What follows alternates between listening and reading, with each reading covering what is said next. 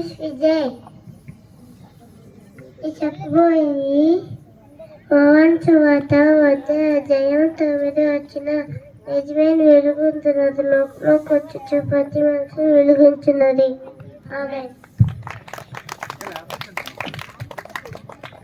My name is Himabindu. I am studying. నేను చెప్పబోయేది యెషయా 9వ అధ్యాయం 6వ వచనం. ఏలనగా మనకు శిశువు పుట్టెను, మనకు కుమారుడు అనుగ్రహింపబడెను, ఆయన భుజం మీద రాజభారం ఉండెను. ఆశ్చర్యకరుడు, ఆలోచనకర్త, బలవంతునైన దేవుడు, నిత్యుడగు తండ్రి, సమాధానకర్తయగు అధిపతి అని అతనికి పేరు పెట్టబడెను. Amen. My name is Samuel. నేను చెప్పబోయేది లూకా సువార్త 2వ అధ్యాయం 8 నుండి 14 వచనాలు.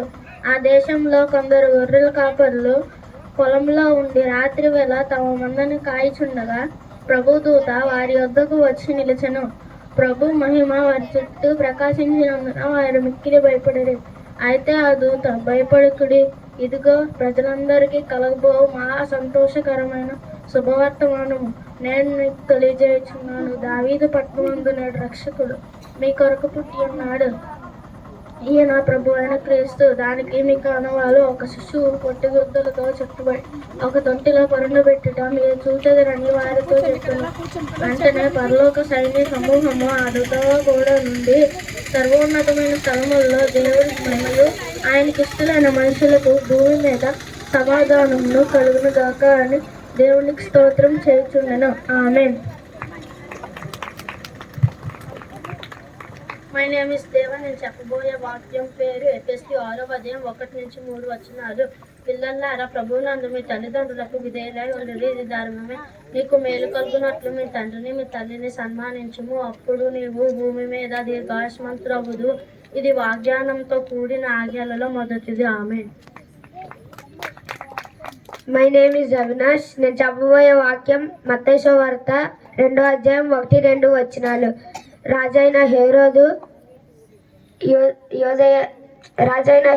దినముల యందు యూదయ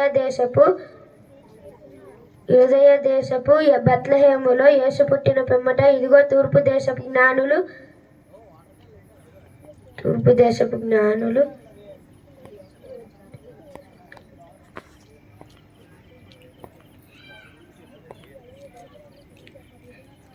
యెరూషలేమునకు వచ్చి, యూదుల రాజుగా పుట్టిన వాడు ఎక్కడనున్నాడు?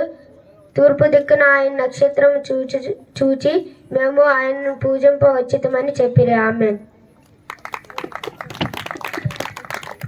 మై నేమ్ ఇస్ సూజన్ కుమారి. నేను చెప్పబోయే వాక్యం లూకా సువార్త 1వ అధ్యాయం 26 నుంచి 31 వరకు. 6వ నెలలో గబ్రియేలు అనే దేవదూత నజరేత్ పట్టణంలో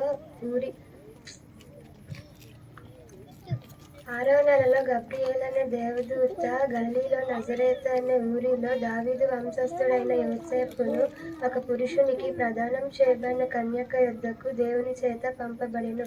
ఆ కన్యక పేరు మరియా.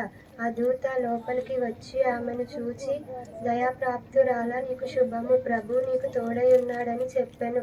ఆమె ఆ మాటకు బహుగా తొందరపడి శుభవచనం ఏమిటో అని ఆలోచించుకొనుచుండగా